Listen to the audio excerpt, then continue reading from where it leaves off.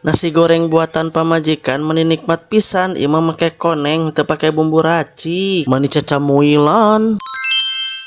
Aktivitas kuring sapopoe di perantauan. Baraya tak aya nama orang ngadamel letakeun lodokeun pacokeun. Aya nama menu makananana hayang nu anehnya eta urang nyieun nasi goreng pake bumbu kunyit. Aya nama ngagoreng endog heula diancurkeun heula cenah asak baru digebruskeun bumbuna, bumbu konengna nungguan nepi ka seungit jeung nepi ka asak. Saatos asak mah aya nama urang lebetkeun heula sangu bodasna diosreng-osreng diaduk-adukna nepi ka rata nepi ka berubah warna jadi koneng. Saatos merata mah orang ditabur-taburkeun bumbu kehidupan nyaeta bumbu perasa, rasa kangen dan rasa rindu.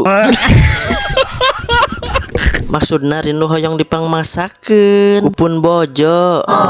Oke lanjut, aya nama tos asak mah urang tinggal letak di lodok dipacok. Beuh, ieu mah rasana meni nikmat pisan baraya. Bohan keur lapar oge, ieu daharna mani cacamoilan pisan mani surubutan jiga beku.